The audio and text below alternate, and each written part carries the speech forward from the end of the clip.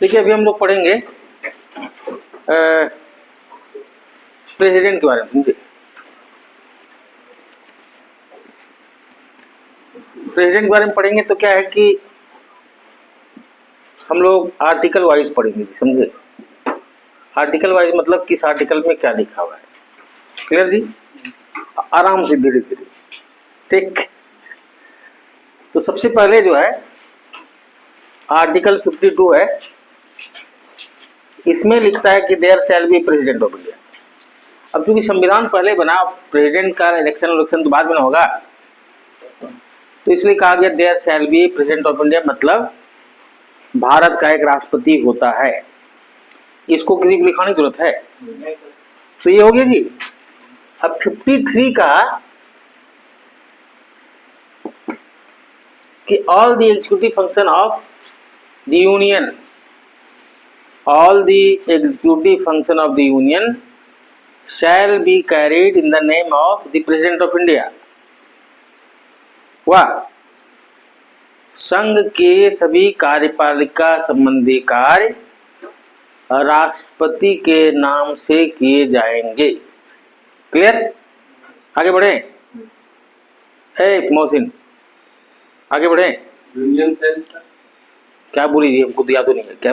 All the executive function of the union shall be carried in the name of the president of India. वाह, इसी को दूसरे शब्दों में कहते हैं कि all the executive function of the union या is vested in the president of India, मतलब संघ की सभी कार्यपालिका शक्तियां राष्ट्रपति में निहित होती है। दोनों बात एक ही है। अब पहले इसका अर्थ हम लोग समझ लें। अर्थ ये हुआ इसका कि राष्ट्रपति जो है वो नाम मात्र का कार्यपालिका प्रमुख है, मतलब the president of India is the nominal executive head. बात समझे, the real executive head is the prime minister. बात समझ गए, मतलब इसको आप चाहे तो लिख सकते हैं, क्योंकि परीक्षा में आता है कि कौन है रियल एग्जीक्यूटिव हेड और कौन है क्या कहते हैं नाम मात्र का।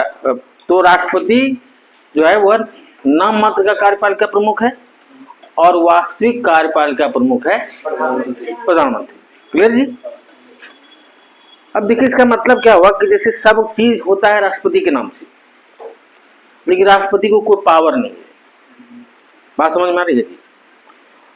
तो राष्ट्रपति यहां तक कि कैबिनेट जब राष्ट्रपति को भाषण लिख के देगा तब राष्ट्रपति पढ़ेगा, या राष्ट्रपति का सेक्रेटारिएट अब भाषण तैयार किया तो उसमें कैबिनेट उसको अंडरलाइन करके रेड लाइन लगा लगा के सब हटाइए सब हटाइए, तो राष्ट्रपति को कोई पावर नहीं। राष्ट्रपति को कुछ कंडीशन में पावर हो जाता है जो अभी हम नहीं बताएंगे, ठीक है, वो आगे हम आपको पढ़ाएंगे तब बताएंगे, ठीक है। कुछ कंडीशन है जब राष्ट्रपति को पूरा पावर हो जाता है, अदरवाइज राष्ट्रपति को पावर नहीं। बस समझिए, राष्ट्रपति जस्ट एक रबर स्टाम्प। क्लियर। अब आर्टिकल 54, किसी को दिक्कत नहीं ना जी कि लिख नहीं पा रहे हैं या नहीं लिखे, क्लियर है ना। अब क्या है कि राष्ट्रपति का चुनाव कैसे होता है, ठीक है।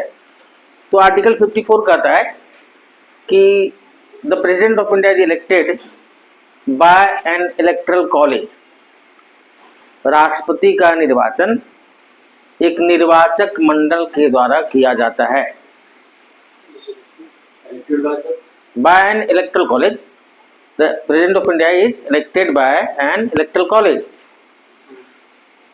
consisting of elected members of both the houses of parliament as well as elected members of legislative assembly of all the states and union territories। ठीक है, हिंदी में इसको बोलेंगे कि राष्ट्रपति का निर्वाचन एक निर्वाचक मंडल के द्वारा होता है जिसके सदस्य संसद के दोनों सदनों के निर्वाचित सदस्य होते हैं। हो गया। और सभी राज्यों के और केंद्र शासित प्रदेशों के विधानसभा के निर्वाचित सदस्य होते हैं। क्लियर? कोई दिक्कत?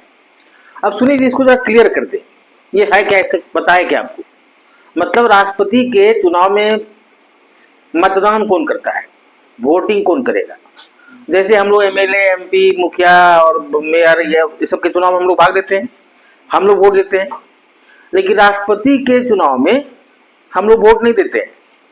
तो कौन राष्ट्रपति चुनाव में वोट देगा, वही हम बताए अभी कि राष्ट्रपति चुनाव में संसद के दोनों सदनों के निर्वाचित सदस्य, मतलब लोकसभा और राज्यसभा के निर्वाचित सदस्य, मतलब इलेक्टेड मेंबर, और सभी राज्यों के विधानसभा के इलेक्टेड मेंबर, मतलब निर्वाचित सदस्य, और कुछ केंद्र शासित प्रदेश है जहां पर की लेजिस्लेटिव असेंबली है, मतलब विधानसभा है, तो उन केंद्र शासित प्रदेश के विधानसभा के निर्वाचित सदस्य। सुनिएगा, अब दो ही केंद्र शासित प्रदेश है जहां पर की विधानसभा है, दिल्ली और पौंडीचेरी, इसको अभी हम लोग कहते हैं पुदुचेरी। क्लियर? तो इन दोनों विधानसभा के भी निर्वाचित सदस्य भाग लेंगे इसमें, और जो राज्य है उसके विधानसभा के सदस्य तो उसमें भाग लेंगे। अब ये क्यों लिखा हुआ है बार बार कि इलेक्टेड मेंबर केवल, क्यों? क्योंकि पहले समझ लीजिए, पहले लोकसभा में 2 सदस्य राष्ट्रपति मनोनीत करते थे, नॉमिनेट करते थे, एंग्लो इंडियन कम्युनिटी के, आंग्ल भारतीय समुदाय के 2 व्यक्ति को राष्ट्रपति नॉमिनेट करते थे लोकसभा में, ठीक है। और सभी राज्यों की विधानसभा में गवर्नर एक व्यक्ति को एंग्लो इंडियन कम्युनिटी से मनोनीत करता था। तो वो सिस्टम अब खत्म हो गया, तो इसलिए उसको पहले वो भी भाग ले सकता था, तो इसलिए वो क्लियर कर दिया कि नहीं, वो भाग नहीं ले सकता है, पहला चीज। दूसरी चीज कि राज्यसभा में 12 सदस्य नॉमिनेट करते हैं प्रेसिडेंट, राज्यसभा में 12 सदस्य नॉमिनेट करते हैं प्रेसिडेंट, आगे हम आपको विस्तार से बताएंगे। तो वो भी भाग इसमें नहीं लेगा। अब क्यों नहीं लेता है नॉमिनेटेड मेंबर भाग? क्योंकि जब हम आपको नॉमिनेट किए हैं तो ऑब्वियस है कि आप हमको वोट दीजिएगा, तो इसलिए नॉमिनेटेड मेंबर को वोट देने के लिए मनाही है इसमें। क्लियर? तो ये तो हो गया आपका आर्टिकल 54, ठीक है। अब क्या है ना कि आर्टिकल 55 कहता है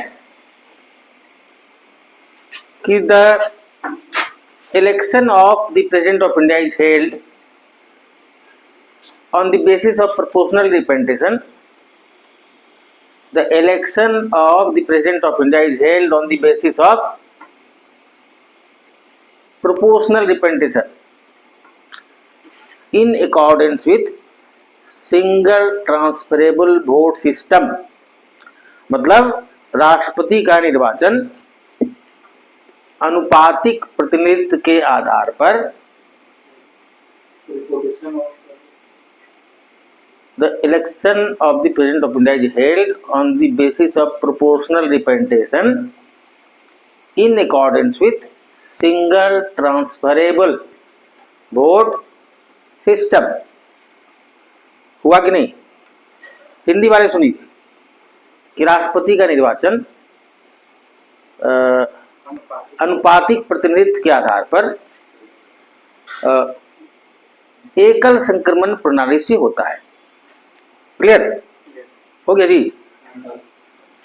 अब इसको थोड़ा समझना है कि ये सिंह थे कि ये होता क्या है, अनुपातिक प्रतिनिधित्व मतलब प्रोपोर्शनल रिप्रेजेंटेशन और एकल संक्रमण प्रणाली। क्लियर? तो ये होता क्या है कि पहले तो आपको बताया कि हम लोग भाग नहीं लेते हैं, तो पूरा भारत का प्रतिनिधित्व करते हैं राष्ट्रपति। तो इस तरह से वोटिंग होता है कि ऐसा लगे कि पूरा भारत का व्यक्ति का प्रतिनिधित्व कर रहे राष्ट्रपति। तो उसके लिए कुछ व्यवस्था की गई है। कैसे? तो आप समझ लीजिए कि प्रत्येक एमएलए का वोट निर्धारित होता है। तो एमएलए का वोट कैसे निर्धारित होता है? तो देखिए इधर, value of vote of MLA, मतलब राज्य के एमएलए के मत का मूल्य, मतलब एक एमएलए जब वोट देगा तो उसका वैल्यू एक वोट का कितना होगा, वो कैसे निकलता है? तो उसका एक फॉर्मूला है ये जी, कि पॉपुलेशन ऑफ द स्टेट, हाँ,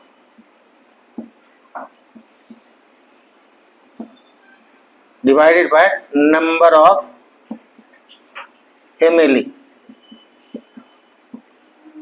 हिंदी में हुआ इलेक्टेड हो या चूंकि इलेक्टेड तो शुरू में कह दें कि इलेक्टेड एमएलए ही भाग लेता है, तो इसलिए उसका कोई मतलब नहीं है। तो मतलब राज्य की जनसंख्या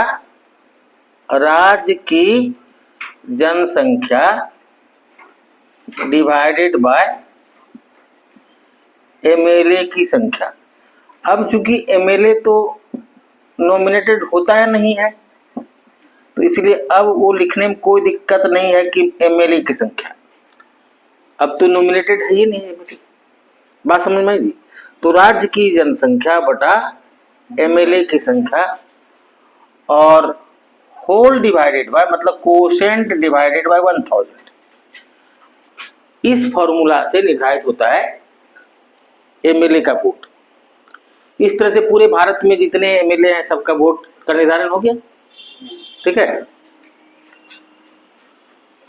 इसको उदाहरण से समझा दे क्या, कि जैसे 1 करोड़, मान लीजिए 1 करोड़ किसी राज्य की आबादी है, 1 करोड़ मान ली, ढाई सैकड़ा, हजार, 10,000, लाख, 10 लाख, करोड़, ठीक है, और वहां 100 एमएलए है, तो ये कैंसिल बाय 1000, तो इसको 1000 से डिवाइड कर देंगे, तो 100 हुआ एक एमएलए का वोट का वैल्यू।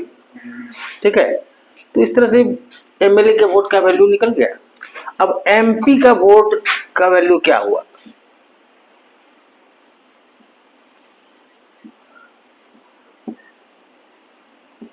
समझे? तो उसके लिए क्या है कि टोटल वैल्यू मतलब ऑफ वोट ऑफ एमएलए, मतलब सभी एमएलए, पूरे भारत के MLA, divided by number of MP, मतलब भारत के सभी एमएलए के मत का मूल्य बटा एमपी की संख्या। एमपी की संख्या मतलब इलेक्टेड एमपी की संख्या, बात समझे, निर्वाचित एमपी की संख्या। तो ये हो गया जी। अब इससे ये होता है कि इसका मतलब हुआ कि सब एमपी का वोट उतने होगा जितना सब एमएलए का होगा, नहीं हुआ?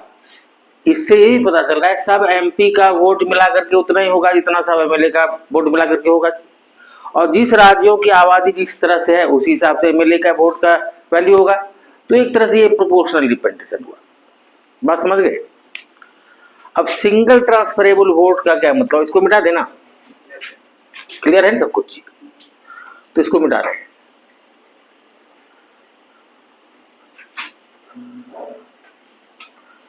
अब क्या है कि क्या बोल रहे थे, हाँ, एकल संकर प्रणाली मतलब सिंगल ट्रांसफरेबल वोट सिस्टम। देखिए हम लोग जब वोट देते हैं तो किसी भी इलेक्शन में, जैसे अभी आपको होता है एमएलए या एमपी, तो ढेर सारा कैंडिडेट होता है, ईवीएम से हम लोग वोट देते हैं अभी आमतौर पर, तो कैंडिडेट, नंबर ऑफ कैंडिडेट ढेर सारा है, उसका पार्टी, उसका नाम होता है, उसका पार्टी का चुनाव चिन्ह होता है, या अगर वो इंडिपेंडेंट खड़ा है उसका चिन्ह है, उसके सामने हम लोग एक बटन दबाते हैं। क्लियर? तो एक ही सिंगल आदमी को हम लोग वोट देते हैं, समझे? मतलब उसमें 25 आदमी है तो भी हम लोग को वोट देना एक ही आदमी को। लेकिन यहां पर क्या है कि प्रेसिडेंट के चुनाव में अगर 4 कैंडिडेट खड़ा है तो चारों को वोट देना है। बात समझे? जैसे मान लीजिए कि ए बी सी डी 4 उम्मीदवार है, इसमें चारों वोट देना है हर वोटर को, तो पहला चीज तो मान लीजिए जैसे हम वोट दिए, इसको पहला नंबर, इसको दूसरा नंबर, इसको दिए तीसरा नंबर, इसको चौथा नंबर। मतलब इसका ये हुआ कि हम अपना वरीयता प्रेफरेंस बताएं कि अगर इन चारों में किसी एक ही आदमी को हमको चुनना होता तो हम इसको चुनते, और ये नहीं होता तब हम इसको चुनते। इसी तरह से हम अपना प्रेफरेंस बताएं। अब काउंटिंग जब होगा तो जिस व्यक्ति को फर्स्ट प्रेफरेंस का, प्रथम वरीयता का वोट कुल वोट का आधा से एक ज्यादा मिलेगा, वो विनर घोषित कर दिया जाएगा। अगर मान ली फर्स्ट प्रेफरेंस का वोट से कोई कैंडिडेट नहीं जीत पाया, तो जिस कैंडिडेट को सबसे कम फर्स्ट प्रेफरेंस का वोट मिला है उसका कैंडिडेचर कैंसिल हो गया और उसके फर्स्ट प्रेफरेंस के वोट को बराबर भागों में सब में बांट दिया गया। क्लियर? तो ये प्रक्रिया तब तक जारी रहती है जब तक किसी को आधा से एक ज्यादा वोट नहीं मिल जाए। क्लियर जी? तो इसी को हम लोग कहते हैं सिंगल ट्रांसफरेबल वोट सिस्टम, या हिंदी में इसको कहते हैं एकल संक्रमण प्रणाली। ठीक है? क्लियर है ना सबको? उसको दिक्कत नहीं ना? तो ये हो गया जी आपका 55। अब देखिए आर्टिकल 56 कह रहा है क्या, तो term of the office of the president of India is normally for 5 years, या the president of India holds his office for a period of 5 years normally, but he can be, लिखे term of the office of the President of India is for normally for 5 years। मतलब राष्ट्रपति का कार्यकाल समान रूप से 5 वर्ष का होता है। क्लियर जी? राष्ट्रपति का कार्यकाल समान रूप से 5 वर्ष का होता है, but he can be removed even before that, लेकिन राष्ट्रपति को इसके पहले भी हटाया जा सकता है। ठीक? By the process of impeachment, he can be removed even before that by the process of impeachment. मतलब राष्ट्रपति को इसके पहले भी महाभियोग द्वारा हटाया जा सकता है। ठीक है? किस कारण से? For the violation of the constitution of India. क्यों हटाया जाएगा? तो संविधान की अवहेलना करने के आरोप में हटाया जा सकता है। बात समझे? और he can give up his office by tendering his resignation to the vice president of India.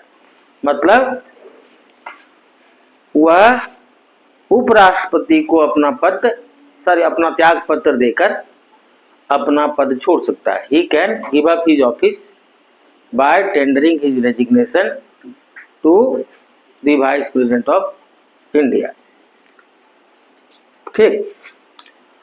तो ये तरीका है कि राष्ट्रपति 5 साल रहेगा। 5 साल के पहले भी अगर मान ली राष्ट्रपति की मृत्यु हो गई तो पद खाली हो जाएगा। राष्ट्रपति अपने से त्याग पत्र दे दिया, या राष्ट्रपति को संविधान की अवहेलना करने के आरोप में हटा दिया जाएगा। ठीक है? अब हटाने की प्रक्रिया अलग आर्टिकल में लिखा हुआ है, इसलिए उसको अलग से बताएंगे। अभी आप जानिए 57, आर्टिकल 57 समझे? तो आर्टिकल 57 क्या कहता है कि president of India can be elected again and again. मतलब भारत के राष्ट्रपति का निर्वाचन या भारत का राष्ट्रपति एक से अधिक बार निर्वाचित हो सकता है। अब ये क्यों क्लियर किया गया है हमारे संविधान में, समझे जी? ये क्लियर करने के पीछे का कारण ये है कि अमेरिका का राष्ट्रपति जैसे है तो वह 2 बार ही इलेक्टेड हो सकता है।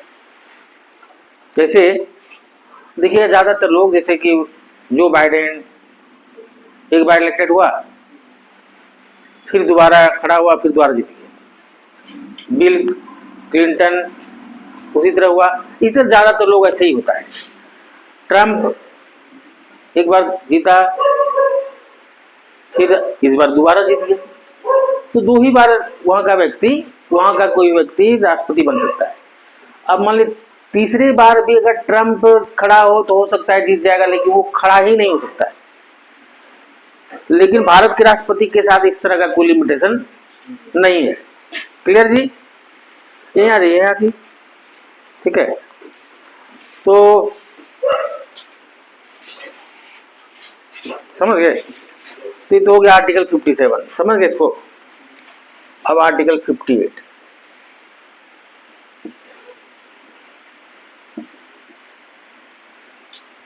अब इसमें क्या है ना कि राष्ट्रपति पद का उम्मीदवार बनने के लिए योग्यता क्या क्या है, बात समझे? समझे? तो राष्ट्रपति पद का उम्मीदवार बनने का योग्यता भी बताते हैं। सुनिए 58 क्या है कि कौन व्यक्ति राष्ट्रपति पद के लिए खड़ा होगा, उसकी योग्यता क्या होगी। तो पहला योग्यता है कि must be a citizen of India. लिखते जाइए जी, must be a citizen of India, मतलब भारत का नागरिक होना चाहिए, भारत का। दूसरा कि must have attend at least 35 years of age, मतलब 35 वर्ष की आयु पूरी होनी चाहिए, ठीक है।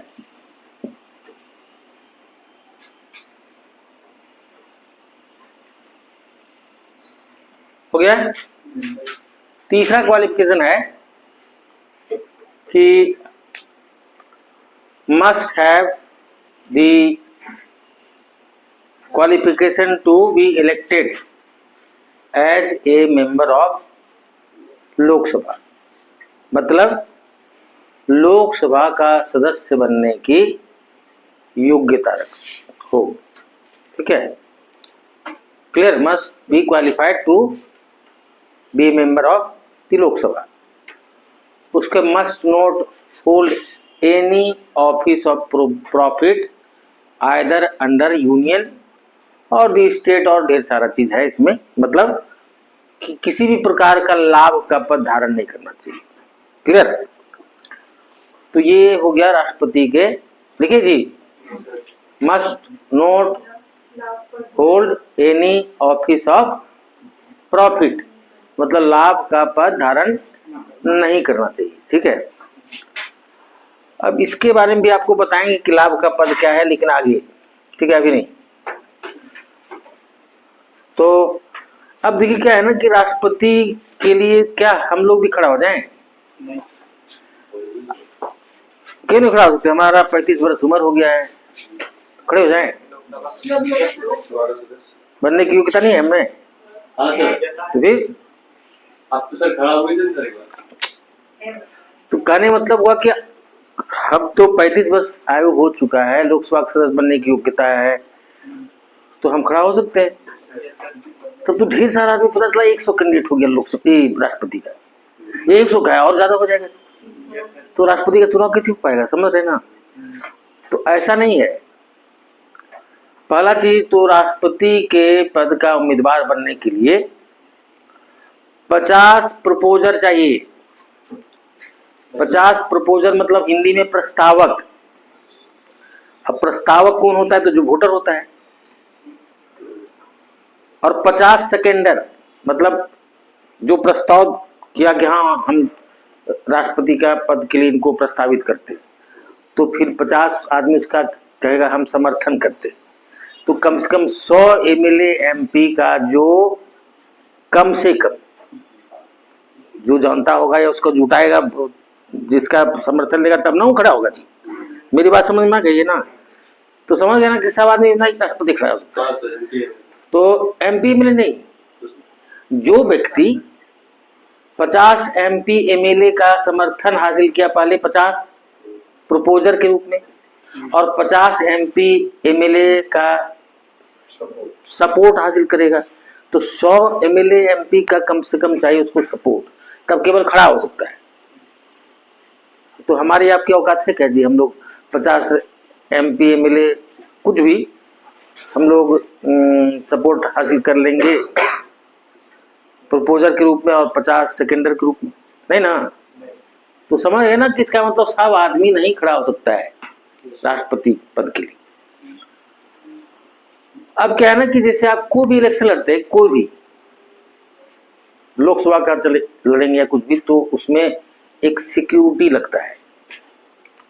नहीं कहता जमानत की राशि जब्त हो गई, तो MP के लिए, जनरल कैंडिडेट के लिए 25,000 है, राष्ट्रपति के लिए 15,000 है। तो राष्ट्रपति को 15,000 रुपया, जो भी राष्ट्रपति चुनाव लड़ेगा उसको 15,000 नॉमिनेशन करते समय, उसको RBI में कुछ बॉन्ड खरीदने का कुछ सिस्टम है, समझे? तो 15,000 रुपया लगता है। वो तो खैर वो मामला नहीं, 15,000 रुपया जो राष्ट्रपति पद के लिए खड़ा रहेगा वो थोड़े ऐसा 15,000 रुपया नहीं जुटा पाएगा। तो मेन मामला है कि 50 MP MLA चाहिए एज प्रपोजर एंड 50 चाहिए सेकेंडर। तो ये बस सबसे बड़ी चीज है। ठीक, तो हो गया जी। अब राष्ट्रपति चुना गया, सबसे हो गया, तो हटाने की प्रक्रिया नहीं जी, आर्टिकल 61 59 में क्या है ना, conditions of the post of the president of India, मतलब कि राष्ट्रपति के लिए शर्तें। तो उसमें क्या क्या मिलेगा राष्ट्रपति को, किस तरह की सुविधा मिलेगी, यही सब भी है। और वो लाभ का पद धारण नहीं करेगा, वो ना तो MP नहीं हो सकता है। जैसे आप MP हैं तो पहले आपको MP के पद से हटना पड़ेगा, MLA है या कुछ है तो उसको हटना पड़ेगा, तब आप नॉमिनेशन कर सकते हैं। तो वही सब है। और राष्ट्रपति को 5 लाख रुपया अभी तनख्वाह मिलती है। कितनी मिलती है? और 3 लाख रुपये पेंशन। कितना?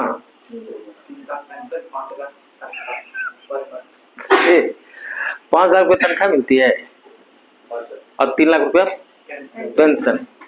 अभी से मतलब राष्ट्रपति भी रहेगा और पेंशन भी मिलेगा। तनख्वाह ना मिलता है जी जब आदमी रहता है कोई पद पर, तो जब वो पद से हटेगा तब ना होगा पेंशन। जब ऐसा बात बोलते हैं। सुनिए, उतना बड़ा 370 के आसपास रूम वाला एक वो महल है उसके पास, वही राष्ट्रपति भवन। हाँ, लेकिन सर जब अगर मतलब प्रेसिडेंट के हाथ में कुछ पावर नहीं होता है तो सब कुछ खड़ा क्यों होता है? हाँ, कौन खड़ा होता है? होता है जैसे कोई मानता है, जैसे खड़ा कहाँ दिखते कि वो सब आदमी वैसे जो रिजेक्टेड टाइप का, अभी खास करके अब एक आदमी था जी, किसी मुफस्सिल शहर में एक वकील था, रामनाथ कोविंद। वो RSS का आदमी था, उसको BJP उठा के ले गया, बिहार का गवर्नर बना दिया, अभी राष्ट्रपति बना दिया। भारत के राष्ट्रपति हुए एक से एक अच्छे पढ़े लिखे लर्नेड और विद्वान आदमी, डॉक्टर राजेंद्र प्रसाद, सुन रहे जी, APJ अब्दुल कलाम। तो अब उस तरह का आदमी, और अभी जो बनी है फिर भी मान ली कि अब जो द्रौपदी मुर्मू, हम इसलिए समर्थन करते हैं इनका, एक ट्राइबल महिला है, तो इससे कितना पता नहीं लाखों करोड़ों की संख्या में ट्राइबल महिलाओं को इंस्पिरेशन मिला होगा। अदरवाइज क्या है द्रौपदी मुर्मू, समझ गए? तो वो बहुत बहुत बड़ा पद है। उतने बड़े पद के लिए चाहिए उसी तरह का लेवल का आदमी, बस समझे जी। और प्लस जो इम्पार्शियल रहे, मेरे हिसाब से विद्वान हो, ताकि लगे कि हम भारत की जनता का एक प्रतिनिधि है, बस समझे जी। मतलब कि अब राधा कृष्णन जी बहुत बड़ी विद्वान थी, ठीक है। और इसी तरह जितने शंकर दयाल शर्मा, आप नहीं जानते होंगे शायद, बहुत विद्वान थे।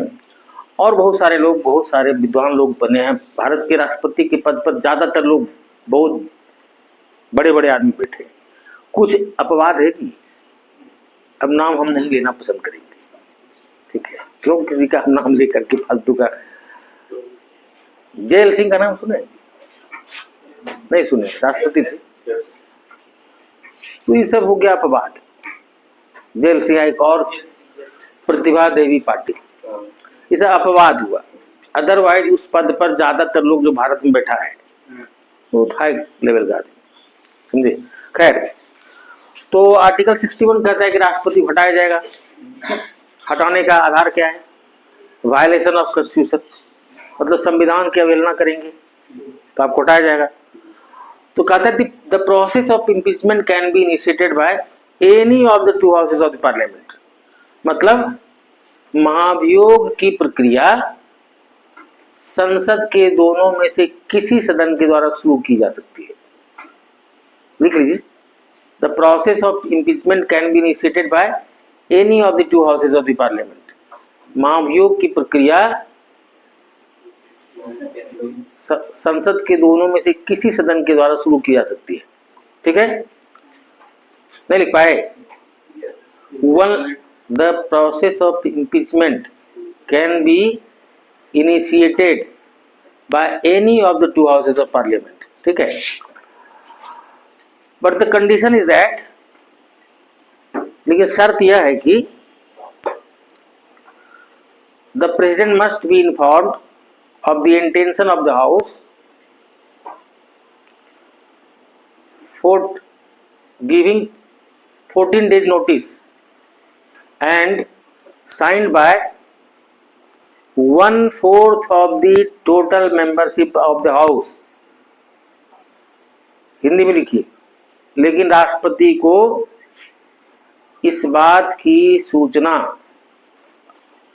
14 दिन पूर्व उस सदन के कुल सदस्य का 1/4 सदस्य द्वारा हस्ताक्षर करके इस बात की सूचना 14 दिन पूर्व देना पड़ेगा। नहीं जी, नहीं हो पाया? हो गया ना? 1/4 of signed by at least 1/4 of the total members of the house. ठीक है, अब ये हो गया जी, 14 दिन की अवधि खत्म हो गई। अब 14 दिन की अवधि क्यों दी जाती है, पहले इसको समझ। एक सामान्य जो कोई व्यक्ति होता है अपराधी, तो हमारा जो जूरिस्प्रूडेंस है उसको मौका मिलता है कि नहीं जी कि अपने आप को डिफेंड करने का। वह अपने आप को रिप्रेजेंट करता है कोर्ट में थ्रू अपना वकील, और उसको उसका वकील डिफेंड करता है। तो राष्ट्रपति उतना बड़ा पद है, तो राष्ट्रपति को आप डिफेंड करने का अधिकार नहीं देंगे, तो इसलिए 14 दिन की अवधि दी जाती राष्ट्रपति को डिफेंड करने के लिए अपने आप को। उसके बाद उसी सदन में उस पर चर्चा होगी, और उस सदन के विशेष बहुमत द्वारा अगर पारित कर दिया जाएगा तो दूसरे सदन में जाएगा, और दूसरा सदन भी उसको विशेष बहुमत द्वारा पारित कर देगा, तो राष्ट्रपति अपने पद से हटा हुआ जाएगा। मतलब the president of India can be removed by the special majority of both the houses of parliament। Short में आप इतना ही लिख लीजिए कि राष्ट्रपति को संसद के दोनों सदनों के विशेष बहुमत द्वारा पारित करने के बाद हटाया जा सकता है। The president of India can be removed by special majority of both the houses parliament. ठीक है, राष्ट्रपति को दोनों सदनों के विशेष बहुमत द्वारा ही हटाया जा सकता है। अब विशेष बहुमत क्या होता है, इसको भी आप लिख लीजिए। विशेष बहुमत ये बार बार आएगा। विशेष बहुमत क्या होता है, इसको लिखिए कि 2/3 members of present in voting and majority of total membership of the house, इसको हम लोग कहते हैं विशेष बहुमत। विशेष बहुमत क्या कहते हैं, लिख लीजिए, हिंदी में लिखिए।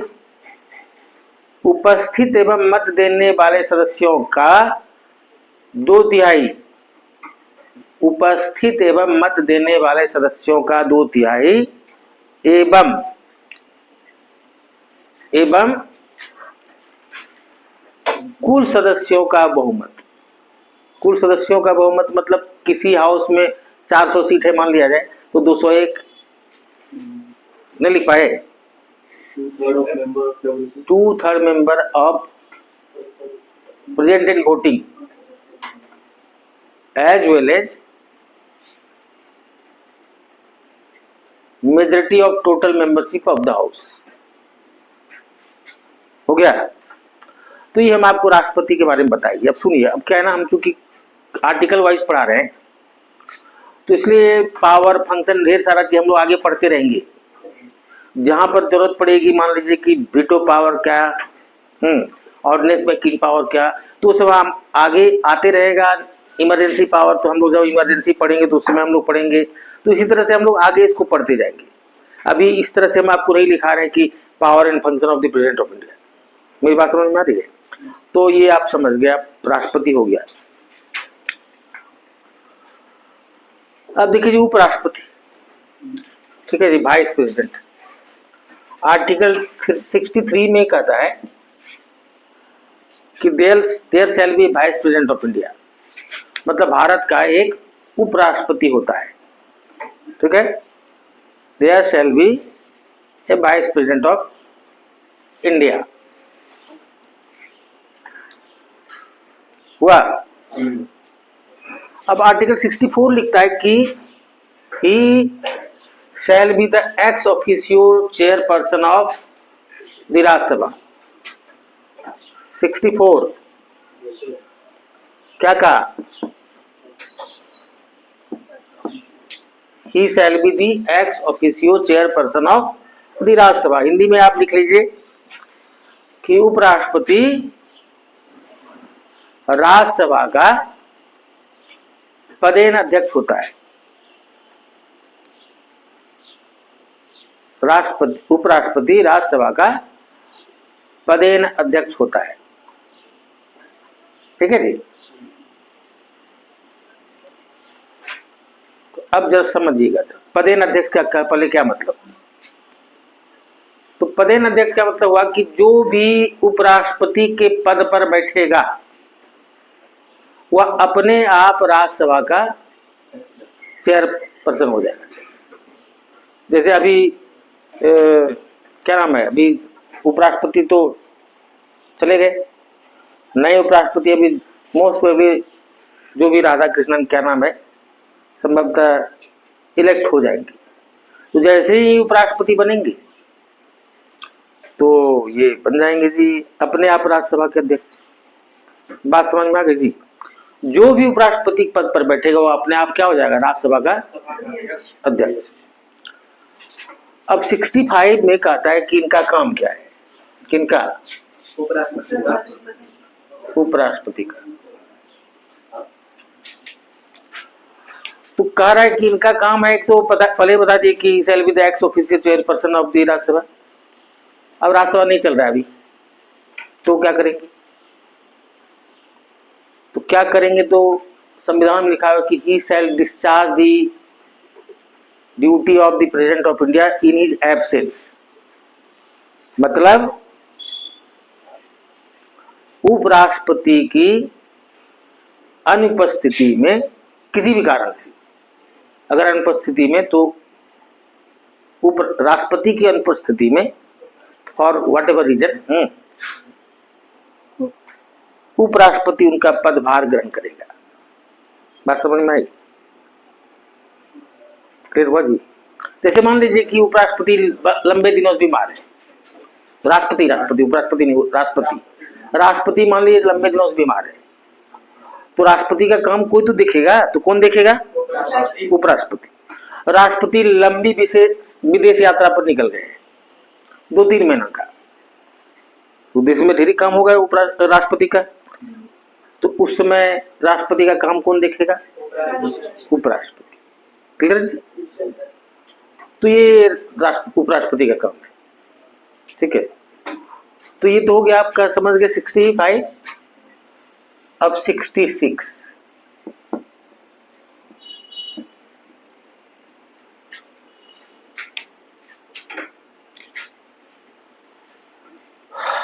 समझे? 66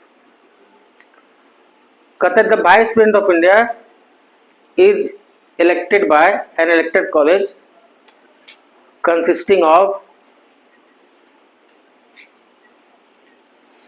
members of both the houses of parliament. Members of both the houses of parliament. Hindi में इसको लिखिए कि उपराष्ट्रपति का निर्वाचन एक निर्वाचक मंडल के द्वारा होता है, by an electoral college consisting of members of both the houses of parliament.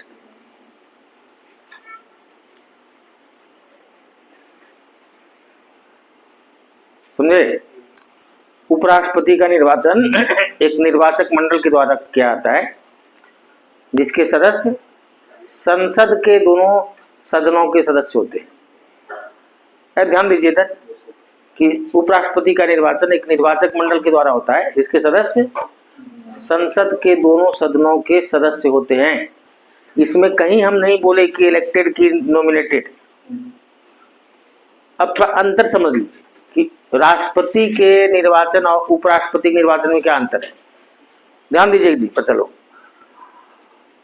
राष्ट्रपति के निर्वाचन में लोकसभा राज्यसभा का केवल इलेक्टेड मेंबर भाग लेगा और सभी भारत के सभी राज्यों की विधानसभा और केंद्र शासित प्रदेश की विधानसभा के सदस्य इलेक्टेड सदस्य निर्वाचित सदस्य भाग लेंगे। लेकिन उपराष्ट्रपति के निर्वाचन में केवल लोकसभा और राज्यसभा के सदस्य भाग लेंगे, विधानसभा के सदस्य भाग नहीं लेंगे। और इसमें इलेक्टेड और नॉमिनेटेड का कंसेप्ट नहीं है, सब भाग लेंगे। मतलब कि उपराष्ट्रपति के निर्वाचन में राज्यसभा के जो 12 नॉमिनेटेड सदस्य होते हैं वो भी भाग लेते हैं। बात समझ में आ गई जी? तो ये अंतर हुआ, इसको समझ में आ गया? क्लियर हुआ जी? तो इसको ध्यान रखना, ऐसा परीक्षा में प्रश्न आता है, ठीक है? तो ये तो चुनाव तो हो गया इनका। अब इनका कार्यकाल article 67, the term of office of the vice president is normally for 5 years, या the vice president holds his office for a period of 5 years। नहीं जी, उपराष्ट्रपति का कार्यकाल समान रूप से 5 वर्ष का होता है, होता है। इसके पहले भी चाहे तो राष्ट्रपति को त्याग पत्र देकर अपना पद छोड़ सकते हैं। He can also give up his office by tendering his resignation to the President of India। इसके पहले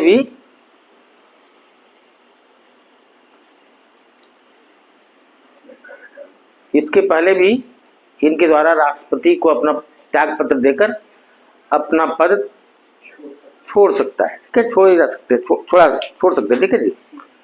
तो ये and he can also be removed by resolution initiated by the Rajya Sabha and passed by simple majority of the Lok Sabha। मतलब सुनिए, अब क्या है ना कि इनको हटाने का भी बताया कि राष्ट्रपति को हटाने का तरीका क्या बताया कि उनको हटाने के लिए संसद का कोई भी सदन शुरू कर सकता है प्रक्रिया। इनको हटाने के लिए केवल राज्यसभा शुरू कर सकता है प्रक्रिया। बात समझ गए? इनको हटाने के लिए लोकसभा के द्वारा प्रक्रिया शुरू नहीं की जा सकती है। और राज्यसभा की मेजोरिटी के द्वारा इनको हटाने का प्रस्ताव पारित कर दिया गया और उस प्रस्ताव को अगर लोकसभा के साधारण बहुमत से पारित कर दिया गया, साधारण बहुमत होता है मतलब प्रेजेंट इन वोटिंग का मेजोरिटी ऑफ टोटल मेंबरशिप नहीं, जो भी आज प्रेजेंट इन वोटिंग है मतलब उपस्थित और मत देने वाले सदस्यों का बहुमत, तो ये हट जाएंगे। बात समझ में आई कि उपराष्ट्रपति को हटाने की प्रक्रिया शुरू की जा सकती है केवल राज्यसभा के द्वारा। ऐसा क्यों किया जाएगा? क्योंकि उपराष्ट्रपति राज्यसभा का चेयरपर्सन है, इसीलिए इनको हटाने की प्रक्रिया लोकसभा शुरू नहीं कर सकती है। और राज्यसभा के बहुमत द्वारा पारित करने के बाद इस प्रस्ताव को विशेष नहीं, बहुमत द्वारा पारित करने के बाद इस प्रस्ताव को जब लोकसभा के साधारण बहुमत द्वारा पारित कर दिया जाता है तो ये अपने पद से हट जाएंगे। क्लियर? तो उपराष्ट्रपति के बारे में आपको इतना ही जानना है। लीडर छोड़ देगा तो कौन पद संभालेगा?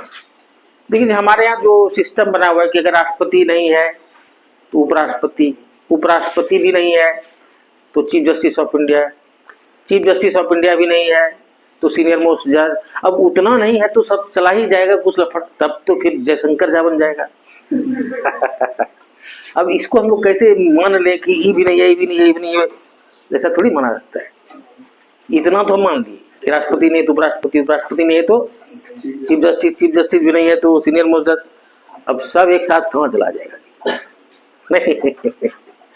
तो इतना ही है उपराष्ट्रपति और राष्ट्रपति के बारे में आपको अभी बताया। ठीक है, ठीक है। तो आज